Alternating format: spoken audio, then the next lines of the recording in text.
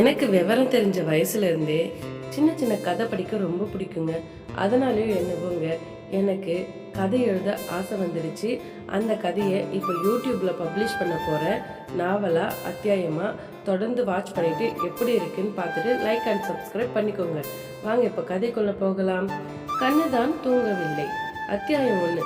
திருவண்ணாமலை மாவட்டத்தின் கம்பீரமான அடையாளமாக நிமிர்ந்து நிற்கிறது ஆரணி என்னும் சிறப்புமிக்க வரலாற்று பூமி. உலகமே வியந்து பார்க்கும் தறிகளின் சத்தமும் நெசவாளர்களின் கைவண்ணத்தில் ஜொலிக்கும் பாரம்பரிய பட்டுச்சேலைகளின் அழகும் இந்த மண்ணின் முதல் பெருமை. மற்றொரு புறம் ஊரை சுற்றி பச்சை பசேலென அலைப்பாயும் வயல்வெளிகள், தமிழ்நாட்டின் பட்டி தொட்டி எங்கும் பரவி பசியை போக்கும் தரமான ஆரணி பொன்னி அரிசியை உலகிற்கு அள்ளித்தரும் நெல்லாளிகளின் மண் வாசனை என அது ஒரு செழிப்புமிக்க பூமின்னு தான் சொல்லணும். அது மட்டுமா, கமண்டல நாகநதியும் தச்சூர் ஆறோ இந்த மண்ணிற்கு ஆபரணம் சூட்டியது போல இருமுறவும் பாய்ந்து பலம் சேர்க்கின்றன. இந்த வரலாற்று பெருமை வாய்ந்த பட்டு நகரத்தின் அருகில்தான் இயற்கை எழிலும் ஆன்மீக அமைதியும் ஒருங்கே அமையப்பெற்ற ஒரு அழகான கிராமம் வீற்றிருக்கிறது. அதுதான் இரும்பேடு. இரும்பேடு கிராமத்திற்குள் நுழையும் போதே கண்ணை கவர்ந்து அணு அணுவாக ரசிக்கும் அளவுக்கு ஊரின் நுழைவு வாயிலில் ததும்பி நிற்கிறது மிகப்பெரிய ஏரி. அந்த ஏரிக்கரையோரம் ஊரை காக்கும் தாயாக அமர்ந்திருக்கிறார் பொன்னியம்மன். அவளது நிழலை கடந்து ஊருக்குள் சற்று உள்ளே நுழைந்தால் தடைகளை நீக்கும் சித்தி புத்தி விநாயகர் ஆலயம் கம்பீரமாக காட்சி தருகிறது. அந்த விநாயகர் கோவிலுக்கு நேர் எதிரேதான் நம் கதையின் நாயகி வீடு அமைந்திருக்கிறது. தினசரி விடியலின் போது அந்த விநாயகர் கோவிலின் ஒலிபெருக்கியில் இருந்து அதிகாலை பனிக்காற்றில் மிதந்து வரும் பக்தி பாடல் வரிகள் மெல்ல கசிந்து ஒலிக்கத் தொடங்கும். விநாயகனே வெவ்வினையை வேறறுக்க வல்லான், விநாயகனே வேட்கை தணிவிப்பான், விநாயகனே விண்ணிற்கும் மண்ணிற்கும் நாதனுமாம், தன்மையினால் கண்ணீர் பனிமின் கனிந்து. இந்த முழுமுதற் கடவுளின் ஆசீர்வாதத்தோடு தொடர்ந்து அந்த ஊரின் உள்ளே சென்றால் அங்கே ஊரை கொண்டாடும் தர்மராஜா கோவில் வீற்றிருக்கிறது. வேறெந்த ஊரிலும் இல்லாத அதிசயம் இந்த கிராமத்தில் மட்டும் 2 தர்மராஜா கோவில்கள் அமைந்து அருள்பாலிக்கின்றன. அந்த தர்மராஜனுக்கு துணையாக அருகிலே பாசத்தோடு அமர்ந்திருக்கிறாள் மாரியம்மன் தாய். அங்கிருந்து கொஞ்சம் தள்ளி பச்சை பசேலென விருந்து கிடக்கும் வயல்வெளிகளை நோக்கி சென்றால் எல்லையை காக்கும் முனீஸ்வரன் வீற்றிருக்கிறார். அவருக்கு அன்னையாக கங்கையம்மனும் கூடவே கன்னியம்மனும் அமர்ந்து அந்த எல்லையை காவல் காக்கிறார்கள். அதையும் தாண்டி சற்று தள்ளி சென்றால் அந்த ஊரின் குலதெய்வமாக ஒட்டுமொத்த கிராமத்தையும் தன் மடியில் வைத்து காக்கும் கிராமதேவி அம்மன் ஆலயம் இருக்கிறது.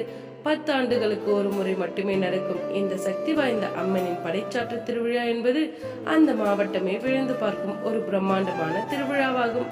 இந்த அம்மன் கோவிலை ஒட்டி 1 கிலோமீட்டர் இடைவெளியில் பூண்டி ஆண்டவர் ஜீவ சமாதி ஆலயம் அமைந்துள்ளது. ஆன்மீக புகழ்பெற்ற மிகவும் பழமை வாய்ந்த ஆலயம் அது. அதுமன்றி தற்போது அந்த புண்ணிய பூமியில் ஒரு புதிய ஈஸ்வரன் ஆலயமும் கட்டப்பட்டு வருகின்றது. இத்தனை தெய்வங்கள் அரணாக காக்கும் இந்த இரும்பேடு கிராமத்தினை மண் பொன் விளையும் பூமி என்பார்கள் அந்த ஊரின் வாசிகள். நெல் அறுவடை, உளுந்து, சோளம், வேர்க்கடலை, காராமணி என தானியங்கள் ஒரு புறம் விளைய, மறுபுறம் சாமந்தி, மல்லி, முல்லை என பூக்களின் வாசம் ஊரெங்கும் வீசும். சுற்றிலும் தெய்வங்களின் அருள், கண்ணு கெட்டிய தூரம் வரை விவசாயத்தின் பசுமை. இதுதான் அந்த அழகான கிராமம். ஊரை பத்தி பார்த்துட்டோம். கதையின் நாயகி என்ன பண்றான்னு பார்க்கலாமா? இன்னும் விடியாத அதிகாலை 2:45 மணி. இரும்பேடு கிராமமே தர்மராஜா கோயிலின் நிழலில் அமைதியாக ஆழ்ந்து தூங்கு கொண்டிருக்கிறது. சுற்றிலும் பனிமூட்டம் சூழ்ந்திருக்க அந்த வீட்டின் சமையலறையில் மட்டும் ஒரு விளக்கு மெல்ல ஒலித்து கொண்டிருந்தது. முன்பெல்லாம் வீட்டில் எத்தனை அலாரங்கள் அலறியும் எழாத அந்த ராஜகுமாரி இன்று எந்த ஒரு அலாரத்தின் சத்தமும் இல்லாமல் சரியாக 3 மணிக்கு முன்பே படுக்கையை விட்டு எழுந்து விடுகிறார். சடசடவென குளித்து முடித்து கையில் ஒரு சாக்கு பையும் முகத்தில் ஒரு தைரியத்தையும் ஏந்தி கொண்டு பனியில் நனைந்தபடி வீட்டை விட்டு வெளியேறுகிறாள். அவள்தான் இந்த நாவலின் நாயகி இளவேனிற் செல்வி. இந்த அதிகாலையில் அவள் ஓடுவது எங்கே என தோன்றலாம். காய்கறி சந்தையை நோக்கித்தான். என்ன காரணம் என்றால் அதிகாலை நேரத்தில் சென்றால் மட்டும்தான் தரமான காய்கறிகளை மிகவும் குறைவான விலைக்கு பேசி வாங்கி வர முடியும்.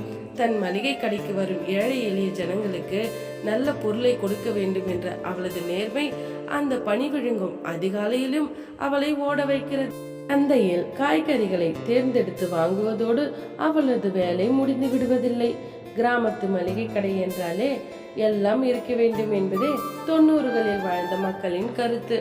அதனாலேயே சுபகாரியங்களுக்கு தேவையான பொருட்களான வாழை இலை, வெற்றிலை பாக்கு, வாழைப்பழம் மற்றும் பெரியவர்களுக்கு தேவையான கொட்டைப்பாக்கு, புகையிலை கத்தை என ஒவ்வொன்றையும் அணு அணுவாக பார்த்து பார்த்து தன் கைகளாலேயே வாங்கி பைகளில் அடைத்துக் கொள்வாள்.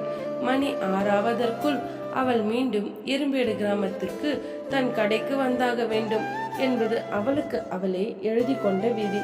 மெதுவாக அனைத்தையும் மூட்டை கட்டி கொண்டு தன்னுடைய இருசக்கர வாகனத்தில் தன்னுடைய வீட்டை நோக்கி பயணிக்கிறாள். சரியாக காலை பொழுது 6 மணிக்கு தர்மராஜா கோயிலில் காலை பூசைக்கான மணி ஒலிக்க தன்னுடைய வாகனத்தை சைடு ஸ்டாண்டு போட்டுவிட்டு மளிகை கடையின் மரக்கதவுகளை ஒவ்வொன்றாக திறக்கிறாள் இளவேணி செல்வி.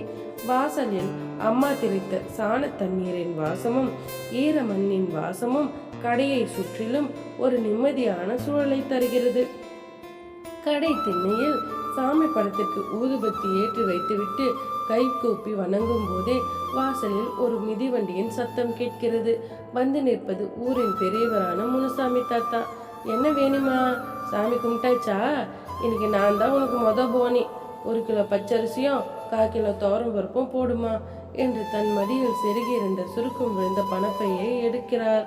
வாங்க தாத்தா. கோயில் மணி சத்தம் கேட்குதோ இல்லையோ, உங்கள் சைக்கிள் சத்தம் கரெக்டாக கேட்டுடுது. இந்தாங்க தாத்தா, எப்பவும் போல நம்ம ஊரில் விளைஞ்ச புது அரிசியாக அளந்து போட்டிருக்கேன் என்று புன்னகையோடு முதல் போனியை துவங்கினாள். தாத்தா கொடுத்த காசை தன் கண்ணில் ஒற்றிக்கொண்டு கல்லா பெட்டியில் தன் தந்தையை தெய்வமாக நினைத்து வைத்தாள். காலை 7 மணியாகும் போது கடையை சுற்றி மெல்ல கூட்டம் கூட தொடங்குகிறது. பால் பாக்கெட் வாங்க வரும் இளைஞர்கள், அவசரமாக குழம்புக்கு தக்காளி வாங்க ஓடி வரும் அக்காக்கள் என மளிகை கடை பரபரப்பாக மாறுகிறது. ஏமா வேணி, நேற்று வாங்கின மணிலா எண்ணெயும் காராமணியும் ரொம்ப நல்லா இருந்துச்சுப்பா. இன்னைக்கு 1 கிலோ உளுந்து நல்லதா கொடு என்று கேட்கிறாள் பக்கத்து வீட்டு மல்லிகா அக்கா. நம்ம கடையில் எப்பவுமே நம்ம ஊரில் விளைஞ்ச தரமான ஜாமான் மட்டும்தாங்க இருக்கும். ஏன்னா சரக்கு வாங்கும்போது நானே அணுவா பார்த்து தான் எடுப்பேன் என்று குடும்ப பொறுப்புகளை தன் தலையில் சுமக்கும் பெண்ணாக சொல்கிறாள் வேணி. அதற்குள் மற்றொருவர், ஏமா வேணி, ஒரு 5 ரூபாய் சோப்புக்கு என்னம்மா இவ்வளவு விலை ஏற்றிட்ட என்று கிராமத்துக்கே உரிய பாணியில் பேரம் பேச, அண்ணே கம்பெனிக்காரன் விலையை ஏற்றுறான், நான் என்னென்ன பண்ணட்டும், வேணும்னா இந்தாங்க இந்த உள்ளூர் சோப்பு எடுத்துக்கோங்க, விலையும் கம்மி, துணியும் பளபளன்னு மாறும் என்று தன் வியாபார சாமர்த்தியத்தால் வாடிக்கையாளரை சமாளித்து சிரிக்கிறாள். வியாபார சவால்களும் கிராமத்து மனிதர்களின் பாசமான அரட்டைகளும் குறும்பு பேச்சுக்களுமாக இளவேணி செல்வியின் அந்த காலை நேர பொழுது விறுவிறுப்பாக நகரத் தொடங்குகிறது. காலை 9 மணி இருக்கும். கடையின் உள்ளே வியாபார பரபரப்பில் மூழ்கியிருந்த இளவேணி செல்வியை தேடி வீட்டின் வாசலில் இருந்து அம்மாவின் குரல் கேட்கிறது. வேணிமா, மணி 9 ஆகுதுடா, கடை பலகைய போட்டுட்டு வந்து 4 வாய் சாப்பிட்டுட்டு போமா என்று பாசத்தோடு அழைக்கிறாள் அவளுடைய அம்மா கங்கா. ஆனால் வேணியால் கடையை விட்டு ஒரு அடியை கூட எடுத்து வைக்க முடியவில்லை. அந்த நேரத்தில் கடைக்கு வரும் வாடிக்கையாளர்களை அப்படியே விட்டு போக அவளுக்கு மனதும் இல்லை. காரணம், இந்த உலகத்தில் எல்லாரும் நல்லவர்கள் மட்டுமே வாழும் இடமில்லையே. நல்லவர்கள் இருக்கும் அதே உலகத்தில்தான் ஏமாற்ற நினைக்கும் கெட்டவர்களும் இருக்கிறார்கள். வேணியின் அம்மாவிற்கு படிப்பு அவ்வளவாக வராததால் யாரிடம் எவ்வளவு காசு வாங்க வேண்டும், எவ்வளவு மீதி சில்லறை கொடுக்க வேண்டும் என்று தெரியாது. தான் இல்லாத நேரத்தில் யாராவது அம்மாவை ஏமாற்றிவிட்டு போய்விடுவார்களோ என்ற பயம் வேணிக்கு எப்போதும் உண்டு.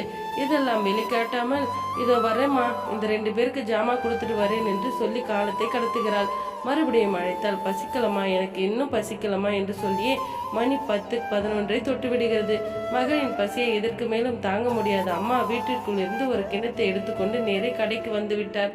அந்த சில்வர் கிண்ணத்தில் ஆவி பறக்கும் 3 வெள்ளையான இட்லிகளும் அதற்கு தொட்டுக்கொள்ள அம்மா தன் கையால் அரைத்த பச்சை பசேல் என்ற புதினா துவையலும் இருக்கின்றன. செல்லமான கோபத்தோடு, பசிக்கலன்னு போய் சொல்லாதடி, காலையில 3 மணிக்கு எழுந்துவர், இப்படியா கிடந்தா உடம்பு என்னத்துக்கு ஆகுறது, இந்தா இங்கே உட்காந்து 4 வாய் சாப்பிடு என்று கிண்ணத்தை நீட்டினார். அந்த நேரம் பார்த்து கடைக்கு வருகிறார் ஊரின் பெரியவரான சிவக்கொழுந்து தாத்தா. வேணியின் அப்பாவோடு பழைய மனிதர் அவர். காலை பசியோடு மளிகை கடையின் ஒரு மூலையில் அமர்ந்து 30 வயதில் குடும்ப பாரத்தை சுமந்து கொண்டு அவசரமாக இட்லியை வாயில் வைக்கும் வேணியையும் அருகில் கவலையோடு நிற்கும் அவளது அம்மாவையும் பார்த்ததும் பெரியவர் கண்கள் கலங்குகின்றன. என்னம்மா வேணி, இன்னும் காலையில சாப்பாடு இல்லையா என்றவரின் குரல் தழுதழுக்கிறது. அவர் அப்படியே வேணியின் முகத்தை பார்க்கிறார். அவருக்கு பழைய நினைவுகள் முட்டி மோதி கொண்டு நெஞ்சிற்குள் வலம் வருகின்றன. உங்க அப்பா எஸ்பியா இந்த ஊருக்குள்ள வளம் வரும்போதே நேர்மையான ஆபீசர்னு இந்த மாவட்டமே பாராட்டுச்சுமா. அந்த மனுஷன் உன்னை இப்படிலாம் வளர்த்தாரு. கவலைன்னா என்னன்னு தெரியாத ஒரு இளவரசி மாதிரி கண்ணில் ஒரு சொட்டு கண்ணீர் வராம. ஆனா இன்னைக்கு அவர் பெத்த மக ஒருவேளை சோறு சாப்பிட்றதுக்கு கூட நேரம் இல்லாம இந்த 30 வயசுல குடும்பத்துக்காக இப்படி தவிச்சு நிக்கிறியம்மா. காலத்தோட விதியை என்னன்னு சொல்றது என்று பெருமூச்சு விடுகிறார் பெரியவர். அவர் சொன்ன அந்த வார்த்தைகள் வேணியின் தொண்டையை அடைத்தது. கையில் இருந்த இட்லி துண்டு அப்படியே நிற்க அப்பாவின் ஞாபகங்கள் அவளது நெஞ்சை குத்தி கிழித்தது. ஒரு காலத்தில் அப்பாவின் கம்பீரமான குரலோடும் உடன் பிறந்தவர்களின் சிரிப்பு சத்தத்தோடும் உறவினர்கள் சொந்த பந்தங்கள் என எப்போதும் திருவிழா போல ஆட்கள் நிறைந்து வழிந்த வீடு அது. ஆனால் இன்று காலத்தின் கோரப்பிடியால் எத்தனையோ வலிகளையும் கண்ணீரையும் நெஞ்சுக்குள் சுமந்து கொண்டு இந்த வயதில் ஒரு நிஜ போராளியாக வாழ்க்கையோடு தனியாக மல்லு கட்டி கொண்டிருக்கிறாள் இளவேணி செல்வி. தன் கலங்கிய கண்களை அம்மா பார்க்க கூடாது என்பதற்காக தலையை குனிந்து கொண்டு கண்ணீரையும் மெல்ல விழுங்குகிறாள். அன்று 90களில் நம் கிராமத்து பாட்டிகள் சாதாரணமாக சொல்லும் சொலவடை உண்டு. அழுத பிள்ளைதான் பால் குடிக்கும், ஆனா உழுத பிள்ளை தான் ஊருக்கே சோறு போடும். இன்று இளவேணி செல்வியும் விதியின் விளையாட்டை பார்த்து அழுது கொண்டே முடங்கிவிடவில்லை. நெஞ்சுக்குள் 1000 காயங்கள் இருந்தாலும் தன் குடும்பத்தைக்காக போராட துவங்கிவிட்டாள். இதனுடைய தொடர்ச்சி அடுத்த அத்தியாயத்தை பார்க்கலாம். இந்த கதை உங்களுக்கு பிடிச்சிருந்தா லைக் பண்ணுங்க, கமெண்ட் பண்ணுங்க, மறக்காம சப்ஸ்கிரைபும் பண்ணிக்கோங்க. தொடர்ந்து நம்ம சேனலுக்கு ஆதரவு கொடுங்க. நன்றி.